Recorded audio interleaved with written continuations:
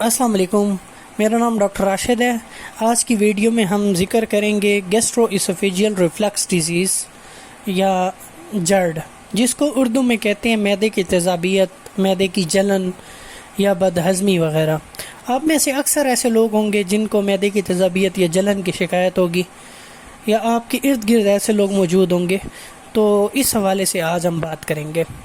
سب سے پہلے یہ کہ جرڈ ہے کیا؟ یہ ایک میڈیکل کنڈیشن ہے، صحیح ہے، جس میں معدے کی تیزابیت کھانے کی نالی کے ذریعے واپس منہ کی طرف آتی ہے۔ وہ تیزابیت منہ کی طرف آتی ہے اور معدے میں جلن ہوتی ہے۔ اسوفیگس جو ہے کھانے کا پائپ، یہ بیسیکلی ہے کہ اللہ تعالیٰ نے ایک ایسا نظام بنایا ہوا ہے کہ ہمارے منہ سے لے کر معدے تک ایک پائپ گئی ہوئی ہے، اس پائپ کو ہم اسوفیگس کہتے ہیں۔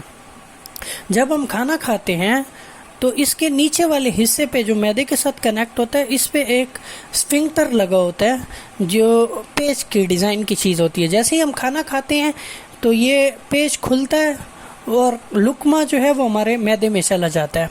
اگر یہ پیچ ڈھیلا ہوگا، ٹھیک ہے، یہ اسفنکٹر ڈھیلا ہوگا، تو وہ کیا ہوگا کہ وہاں سے وہ تیزابیت یا وہ چیزیں ہیں وہ ریگر جو کہ پیچھے آئیں گی، پیچھے کی طرف آئیں گی، تو ہمیں اس کی وجہ سے یہ جلن اور تیزابیت ہوتی ہے، اور اسی کو جرڈ کہتے ہیں۔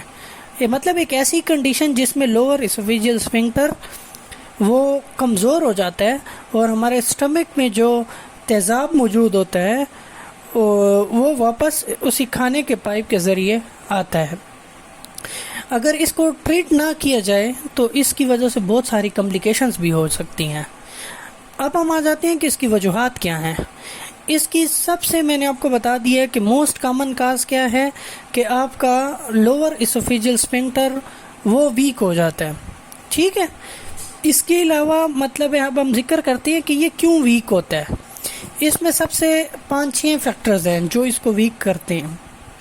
ایک ہے ڈائٹ، مطلب اسپائسی چیزیں کھانا، فیٹی فوڈز کھانا، یہ چیزیں کیا کرتی ہیں، یہ اسٹمک بھی تیزابیت کو زیادہ کرتی ہیں اور وہ پائپ لوز ہو جاتا ہے، وہاں پہ جو پیچ ہوتا ہے وہ لوز ہو جاتا ہے۔ دوسرا اوبیسٹی، موٹاپے کی وجہ سے کیا ہوتا ہے، جب بندہ بیٹھتا ہے تو ایبڈامن پہ مطلب پیٹ کے اوپر پریشر آتا ہے، جس کی وجہ سے اسٹمک کے یا معدے کے جو کانٹینٹس ہوتے ہیں وہ واپس اسوفیگس میں آتے ہیں۔ تیسری چیز ہے اسموکنگ کی وجہ سے بھی یہ ہوتا ہے۔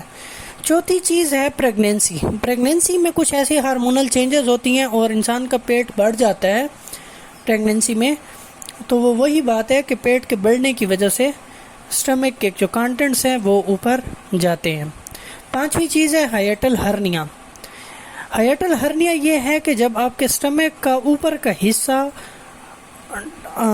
اسوفیگس سے اوپر مطلب ڈایافرام سے اوپر آ جاتا ہے، تو اس کی وجہ سے لوور اسوفیجیل اسفنکٹر وہ لوز ہو جاتا ہے۔ اس کی علامات کیا ہیں؟ اس کی علامات یہ ہے، آپ کو سینے میں جلن ہوتی ہے، بہت زیادہ جلن ہوتی ہے، ٹھیک ہے، خاص کر کھانے کے بعد۔ دوسری چیز ریگرجیٹیشن، جیسے ہی مطلب وہ آپ کو یہ لگتا ہے کہ میرے منہ میں کڑوا پانی آ رہا ہے۔ تیسری چیز ہے سینے میں درد ہوتا ہے، اتنا شدید درد ہوتا ہے کسی ٹائم ایسے لگتا ہے جیسے اس کو ہارٹ اٹیک ہو گیا ہو مجھے۔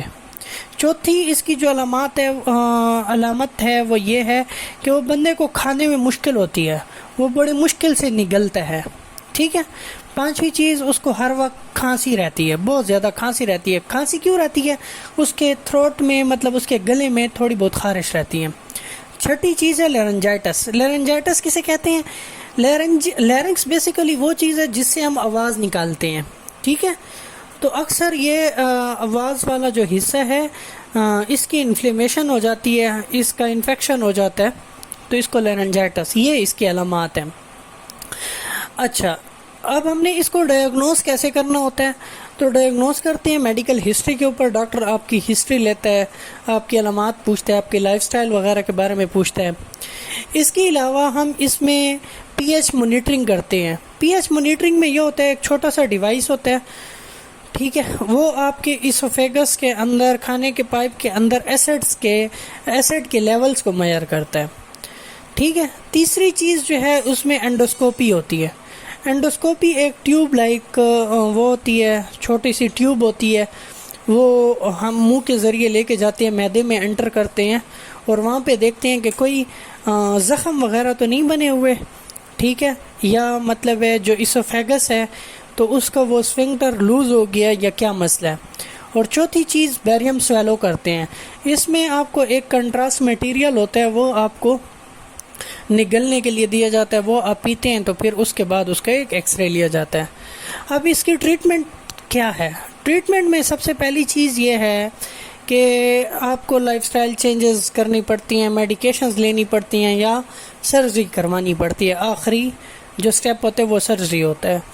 ڈائٹری موڈیفیکیشن مطلب ہے کہ آپ نے کون سی چیزیں جو نہیں کھانی، ٹھیک ہے، جن چیزوں کی وجہ سے آپ کو معدے کی تیزابیت ہوتی ہے۔ کچھ لوگ ہوتے ہیں وہ اسپائسی فوڈ کے دل دادا ہوتے ہیں، تو انہوں نے اسپائسی فوڈز نہیں کھانی، فیٹی فوڈز وغیرہ نہیں کھانی۔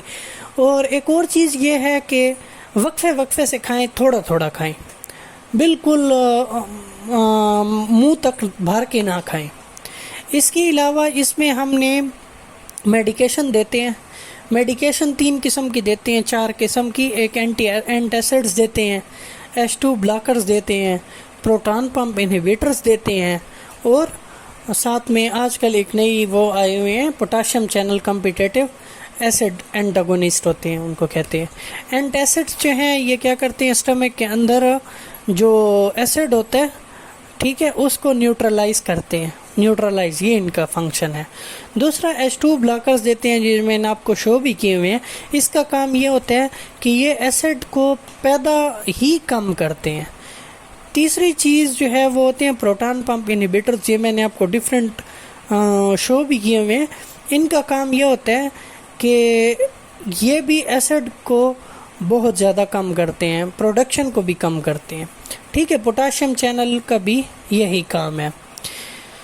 اب اس کے بعد آ جاتے ہیں لائف سٹائل چینجز۔ اس میں بہتر یہ ہے کہ آپ اپنے جب رات کو سوتے ہیں یا جس ٹائم پہ بھی سوتے ہیں تو اپنے سر کو کسی 20-30 ڈگری انکلائن پوزیشن پہ رکھیں، ٹھیک ہے، مطلب اونچے تکیے پہ سوئیں۔ ایک یہ اس میں آپ کر سکتے ہیں۔ دوسرا اسموکنگ جو کرتے ہیں وہ اسموکنگ چھوڑ دیں، کیونکہ اسموکنگ کی وجہ سے اس کا بہت بڑا فیکٹر ہے، ٹھیک ہے۔ اور آخری کیسز میں ہم سرجری کرتے ہیں۔ سرجری ہم کس طرح کرتے ہیں، اس میں یہ ہوتا ہے کہ فنڈوپلائکیشن کرتے ہیں، اس میں ہم یہ لوور اسوفیجل اسفنکٹر جو ہوتا ہے نا، جو میں نے آپ کے ساتھ ذکر کیا، اس کو ہم ٹائٹ کر دیتے ہیں، ٹھیک ہے۔ اگر اس کو ٹریٹ نہ کیا جائے، اس کی کمپلیکیشن کیا ہوں گی؟ اس کی وجہ سے 2 امپارٹنٹ کمپلیکیشن ہوتی ہے۔ ایک کو ہم کہتے ہیں اسوفیگائٹس، مطلب یہ اسوفیگس جو ہے اس کی انفلیمیشن ہو جاتی ہے۔ دوسرا بیرٹ اسوفیگس ہو سکتا ہے۔ بیرٹ اسوفیگس کی وجہ سے پھر کینسر ہونے کا بہت زیادہ چانس ہوتا ہے۔ تو آج کی جتنی ہماری ڈسکشن ہے اس کو سمرائز کرتے ہیں۔ اس کا یہ سمری یہ ہے کہ جرڈ ایک ایسی کنڈیشن ہے جو ہماری زندگی کو بہت زیادہ متاثر کرتی ہے۔